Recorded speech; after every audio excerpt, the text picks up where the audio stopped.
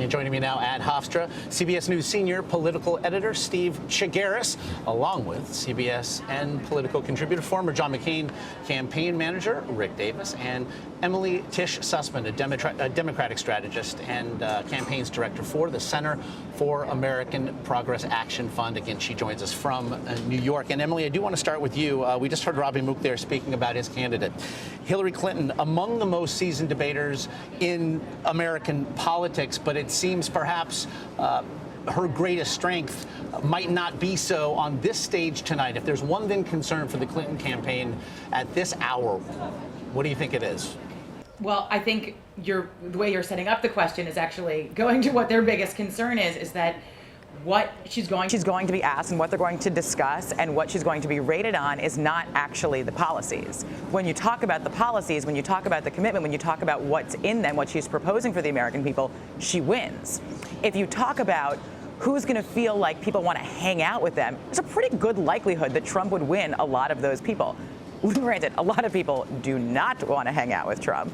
But I think if that's what you're rating them on, and that's really what we're asking when people are talking about, where the bar is. So people are saying, is Trump going to come out? Are we going to give him the platform to say, this seems like a guy who seems good enough? And I think a lot of Republicans now are trying to figure out if Trump seems good enough for them.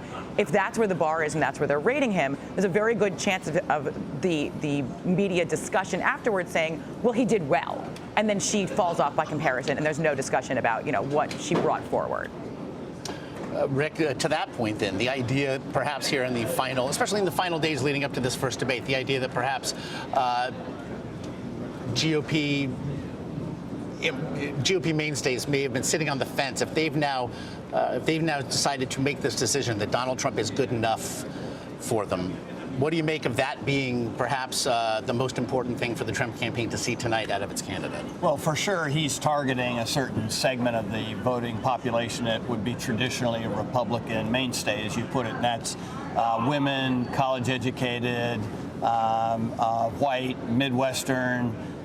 These are women who are not performing in the Trump coalition as well as they did for people like McCain and Mitt Romney. So he needs to get to a place where he can at least perform on par with them. Now, he's overperforming with the white males in the category below college education. So he's got a little bit of a cushion there, but that's going to be his message tonight. I think you're going to see a lot of sort of the feminist Donald Trump tonight, which actually might play into the Hillary strategy, because obviously that's where she's performing well and has something to say. Interestingly, we though have seen numbers that suggest Hillary Clinton is not performing as she might have hoped with female voters, Steve, with young voters as well. As we then hit tonight against the context of a race that is, by most any measure, a statistical dead heat at this point, and with 34% of registered voters saying what they see on that stage tonight is going to help them make up their mind. Where do you see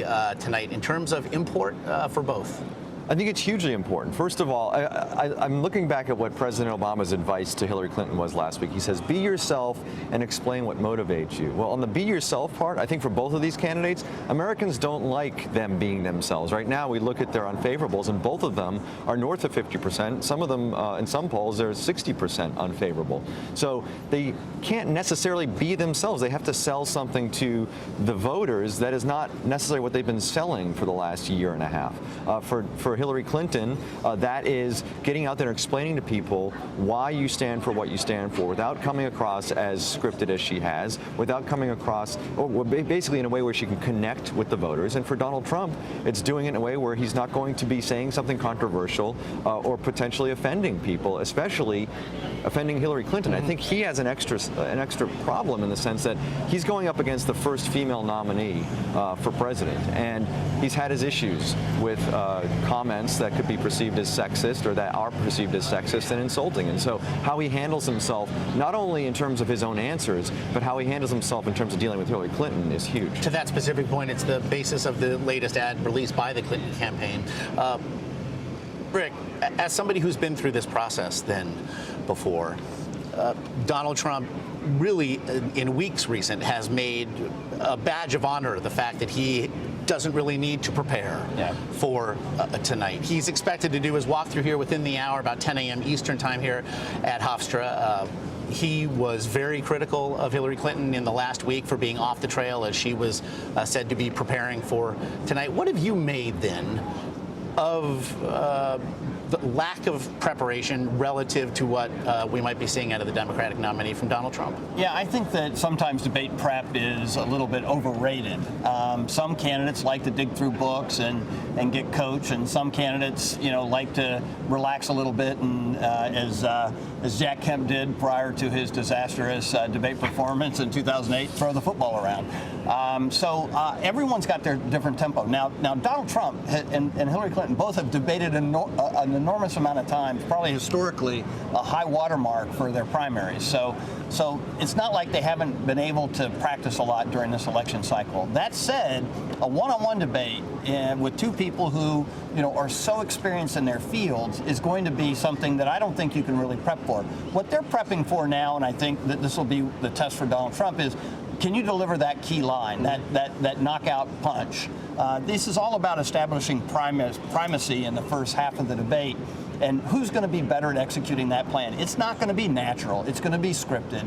And it's going to be who best performs on that script. And if Donald Trump doesn't take it seriously, he can fall prey to the pitfalls of some of his press conferences where he sort of, he goes down a rabbit hole somewhere. And if Hillary locks up and doesn't sort of relax a little bit and deliver those lines the way she should, people will see her as too robotic. So there's pressure points on both sides. Emily, we do know with regard to the Clinton campaign, they have said, look, she has been preparing some moments, if you will, perhaps where lines can be delivered. Obviously, she spoke to it in accepting the nomination there in Philadelphia, that this is a candidate in Donald Trump who can be baited with a tweet.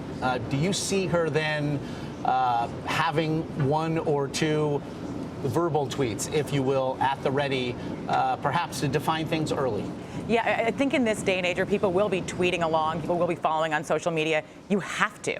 That's how the message gets across. That's what goes viral. That's what touches the people who aren't necessarily watching live, what they're going to think about later on, what's stuck with them. I think you have to have something pre-prepared. But look, what we're talking about is gamesmanship for a specific moment. I think the idea that a presidential nominee is talking about going into the biggest platform to America and boasting that he's not going to prepare for it, that should be scary. What other, they're not auditioning for the best reality TV of the night, although that is what this feels like. This campaign feels like all the time is the best reality TV of the night. But that's not what they're auditioning for. They are auditioning to be the president of the United States. Are you going to go in prepared or are you not? Are you going to talk to your advisors or not? Are you going to play golf before you go in and make decisions or not? That's what we should be talking about, and that's what we should be weighing when we're thinking about how this plays out in the end. It's going to have to be a moment. There's going to have to be some tweetable moments that people grab onto that they're going to remember. But I hope that what people look at in the totality of this, and I hope that what Clinton can make the case for, is both the temperament of the people going in and how they prepared is actually important to the extent that it tells us how they will prepare and govern to be the president. And yet, Steve, we have seen this campaign, that of Donald Trump, defined oftentimes by strategists, by analysts in the know. They would call this it's a candidate in a Twitter feed. It's not really a campaign. We've also seen that invariably, as new media arise, as new technologies present themselves, the candidates who can master them first tend to have a decided advantage. In a Twitter age, knowing how the real politic will be baking the cake in real time across social media, doesn't that play to Donald Trump's relative strengths here? You would think. But, it also is a huge pitfall. It could be a huge pitfall for both of these candidates in the sense that the first slip-up could define the rest of the debate. And we talk about this. You look back at history. It's you look back and it's the first half an hour, the first 45 minutes of the debate, and people start to tune out. Narratives start to be set. Analysis starts to get put out there. You would think that somebody who is as well versed in social media as Donald Trump would be able to nail something pretty early, positive for himself. himself, but you never know. You don't know how Hillary Clinton is going to react to a question and put him into a situation where he may stumble. Maybe he has something scripted that he's going to try to hit out of the park early. We've also seen in past debates lines that have been pre-scripted that just have fallen flat. And who knows what Trump and Clinton have in store. It may work, it may not work. We'll see what happens. But if it doesn't work, lines that's like not Rubio good. repeating the same one. The pre-scripted lines. That could fall Well, but flat. the key thing to that wasn't Rubio repeating the lines. It was Chris Christie jumping Calling all him over out. and calling him out on it. So. Which also happened in the first half hour of that debate, Mike. Exactly. Again, two campaigns, two candidates, 90 minutes, perhaps all defined by a few seconds, captured forever in 140 characters or fewer. Steve Chaggaris and Rick Davis, you'll be with us all day. We do appreciate it. Thanks. Emily Tisch-Sussman, we always appreciate your insights and thank you for them. Thank you.